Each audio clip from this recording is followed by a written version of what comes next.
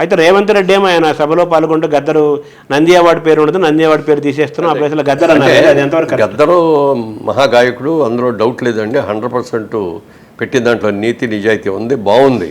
కానీ గద్దర్ అవార్డ్స్ అనేది గద్దర్ అవార్డు ఇవ్వండి సపరేట్గా ఒక సంగీత కళాకారుడికో, నేపథ్య గాయకుడికో, లేకపోతే ఇంకోటో కబుగ్యానో ఇవ్వండి. ఎందుకంటే ఆయనే రాసుకునేవాడు, ఆయనే పాడేవారు, ఆయనే సంగీతం చేసుకునేవారు.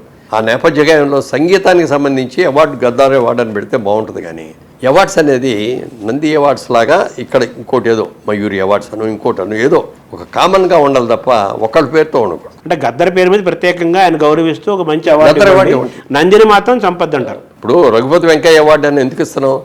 మొట్టమొదటి తెలుగు సినిమా తీసిన వ్యక్తిగా ఆయనకి ఇస్తున్నాం రఘుపతి వెంకయ్య అవార్డు. అలాగే ఒక గాయకుడిగా, ఒక సంగీతజ్ఞుడిగా, ఒక విప్లవకారుడిగా గద్దర్ అవార్డు ఇవ్వండి. అంతేకాని గద్దర్ స్టేట్ అవార్డ్స్ అని గద్దర్ అవార్డ్స్ అని అనకూడదు అని నా ఫీలింగ్. ఆయన మీద వ్యతిరేకంగా ఆయన అంటే చాలా గౌరవం. నేను అన్నది ఏంటంటే ఆయన పేరు మీద ఒక మ్యూజికల్ అవార్డ్సా లేకపోతే ఒక ప్రత్యేకమైన అవార్డు ఏదో ఎవరి ఇయర్ ఇస్తా ఉంటే అది బాగుంటుంది. ఇవ్వండి, బట్ నంది అనేది తప్పనిసరిగా మీరు నంది అని పెట్టకపోతే మీరు హంస అని పెట్టండి, లేకపోతే ఇంకోటి అని పెట్టండి. హంస ఆల్రెడీ మనకు ఉంది ఏపీలో ఉంది. చివరికి వస్తే హెల్త్, మెంటల్ హెల్త్, ఇప్పుడు శోభన్ బాబును మనం గుర్తు తెచ్చుకుందాం. మనం mental health, physical health, financial health, social health, spiritual health. ఆయన స్పిరిచువల్ లేదు, బుద్ధుడిని అక్కడ నమ్ముతాడు, దైవాన్ని పెద్దగా నమ్మడం. అలా ఉంచితే మీకు అది కూడా ఉంది. మన వయసు కంటే తక్కువగా అనిపించడం, యాక్టివ్గా ఉండటం, హెల్తీగా ఉండటం, ఫిజికల్ హెల్త్. మెంటల్ హెల్త్ దేన్ని ఎంతవరకు తీసుకోవాలి, అదే ఎలా డీల్ చేయాలి, మనకుండే ఈ కోపతాపాలను వాటిని ఎలా కంట్రోల్ చేసుకోవాలి, బ్రెయిన్ ఏ విధంగా మనం పర్ఫెక్ట్గా పాజిటివ్గా డ్రైవ్ చేసుకోవాలి, మెంటల్ హెల్త్. అలాగే ఫైనాన్షియల్గా పర్ఫెక్ట్ డిసిప్లిన్డ్గా ఉండటం అనేది ఫైనాన్షియల్ హెల్త్. సమాజంలో మన ఆప్షన్స్ని కూడా మన గురించి మంచిగా మాట్లాడుకుంటూ చేసుకోవటము. రాగానే మురళీమోహన్ గారు వచ్చారు, సోహన్ బాబు వచ్చారు, గౌరవంగా అది సోషల్ హెల్త్. తర్వాత స్పిరిచువల్ హెల్త్. ఇవన్నీ ముఖ్యమైనవి కదా. వీటన్నిటిలో ఆల్మోస్ట్ మీకు మంచి మార్కులే మీకు పడతాయి కదా. సో మీ 84 ఏళ్ళు, ఇప్పుడు మీకు 1940లో పుట్టారు, 84 ఏళ్ళు. మీరంతా యంగ్గా ఉండటానికి చాలా మంది ప్రశ్న వేసి ఉంటారు, అడుగుతూనే ఉంటారు. అంటే ఫస్ట్ పార్ట్ జీన్స్ అండి. మా పేరెంట్స్ నాకు ఇచ్చిన జీన్స్. మా ఫ్యామిలీలో ఎవరికి కూడా షుగర్ కంప్లైంట్లు కానీ బీపీలు కానీ ఏమి ఉండవు. మీకు లేదు. బీపీ కొంచెం సినిమాల్లోకి వచ్చిన తర్వాత వచ్చింది, అంత ముందు లేదు. సినిమాల్లోకి వచ్చాక వచ్చింది కొద్దిగా. అది కూడా కంట్రోల్లోనే ఉంటుంది. షుగర్ అసలు లేదు మాకెవరికి కూడా. హెల్దీ ఇది. తర్వాత ఏంటంటే ఊరికే జీన్స్ బాగున్నాయి కదా అని మన ఇష్టం వచ్చినట్టు తినేసి మన ఇష్టం వచ్చినట్టు చేసేస్తే ఉండదు. మన హెల్త్ని మనం కాపాడుకోవాలి. సిస్టమేటిక్గా భోజనం చేయటం, ఎంతవరకు తినాలి అంతవరకే. ఇప్పుడు ఇంత తింటాం అలవాటు అనుకోండి, అంత తింటేనే కడుపునట్టు ఉంటుంది. అలా కాదు ఇంతే తింటాను నేను అని దానికి అలవాటు చేసుకుని 4 రోజులు కష్టంగా ఉన్నా ఆ తర్వాత అంత తినేటప్పుడు సరిపోద్ది. వాటిని అలవాటు చేయటమే. సో జాగ్రత్తగా ఆరోగ్యం కూడా జాగ్రత్తగా చూసుకోవాలి. చూసుకోకపోతే కెనాట్. అంటే మీ హెల్త్ సీక్రెట్ అంటే ఏం చెప్పాలి సార్? క్రమశిక్షణ. జీన్స్ అనేది మన చేతిలో లేదు, అది జీన్స్ పేరెంట్స్ ఇచ్చి. జీన్స్ 60% దాని ప్రభావం ఉంటుంది, డిఫరెంట్గా ఉంటుంది. ఇప్పుడు మా ఫాదర్ 96 years బతికారు, మా మదర్ 100 years బతికారు.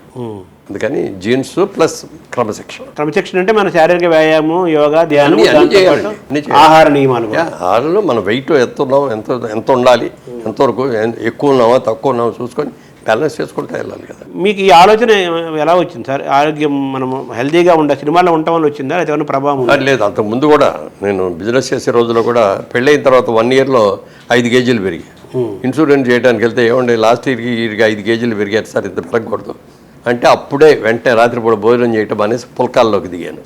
అప్పుడే 40s సినిమాల్లోకి రాకముందే. 30sలో 30sలో కాదు, అంతే. సినిమాలు రాకముందు 30s. సినిమా నా 30sలో, మీ 30sలో అంతే కదా. మీరు రైస్ అవాయిడ్ చేయమని కొంత ఇప్పుడు చెప్తున్నారు ఎక్కువ మంది. అది నేను ఒప్పుకోనండి. అది ఎందుకంటే మనం మొదటి నుంచి కూడా రైస్ తింటాం, లిమిటెడ్గా తింటాను. నేను కూర ఎక్కువ తిని రైస్ తక్కువ తింటాను. రాత్రిపూట మాత్రం ఏదో ఒకటి లైట్ టిఫిన్ లాంటిది చేస్తాను. మార్నింగ్ బ్రేక్ఫాస్ట్ చేస్తారు? మార్నింగ్ బ్రేక్ఫాస్ట్ కూడా ఫ్రూట్స్ రాగి జావా తీసుకుంటాను. అంతేనా? మధ్యాహ్నం lunch, evening only snack. Dosa అదే డిన్నరే, ఇంకా ఈవినింగ్ స్నాకే ఉండదు. ఇక ఓకే డిన్నర్. ఆహార నియమాలు తక్కువగా తీసుకోవడము, క్రమశిక్షణ, వ్యాయామము, ధ్యానము, పూజ, ఇవన్నీ కూడా మీ హెల్త్ కూడా యాక్టివ్గా ఉండాలంటే ధ్యానం చాలా కంపల్సరీ. సార్ మీరు వ్యాపారంలో కానీ సినిమాల్లో మీరు అన్నారు కదా, సినిమాలకు వచ్చిన తర్వాత బీపీ వచ్చింది అన్నారు కదా, మరి ఈ వ్యాపారంలో ఇంకా బీపీ పెరగాలి యాక్చువల్గా, కానీ మీరు దాన్ని పెరగకుండా మెయింటైన్ అంటే దాన్ని నేను ఊరికే పరిగెత్తాలని ఎప్పుడు అనుకోలేదు. వ్యాపారంలో కూడా slow and steady wins the race అనే దీంట్లోనే ఉన్నాను. అందుకనే ఒకసారి రేపు పొద్దుట లోపల కోట్లు సంపాదించాను నేను ఎప్పుడు బ్యాలెన్స్డ్గా ఉండటం. బ్యాలెన్స్. కోపాన్ని మీరు ఎలా జయించారు సార్?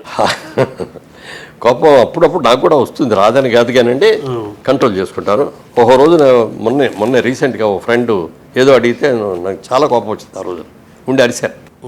తర్వాత అనిపించింది ఒక గంట తర్వాత, ఏంటి అతని మీద ఇట్లా అరిశాను, తప్పు కదా అని. నెక్స్ట్ డే అతనికి ఫోన్ చేసి, ఐఎమ్ సారీ అమ్మా, ఏమనుకోబాకు, నేను మెంటల్గా డిస్టర్బ్ అయ్యి ఉన్నాను, అవే బెలెవరండి మీరే అదే అన్నాడు. మరి అది మన కంట్రోల్లో మనం ఉండాలి, అది కొంచెం ఇంపార్టెంటే కదా.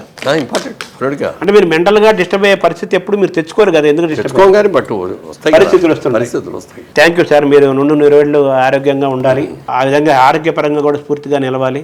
జైభేర్ నుంచి మంచి సినిమా రావాలి, మీరు మీ సంకల్ప తగ్గట్టుగా టీటీడీ చైర్మన్ అవ్వాలి అని చెప్తూ థ్యాంక్ యూ సార్. మీ ఆశీస్సులు, భగవంతుడి ఆశీస్సులు, ప్రేక్షకుల ఆశీస్సులు ఉంటే అన్నీ జరుగుతాయి.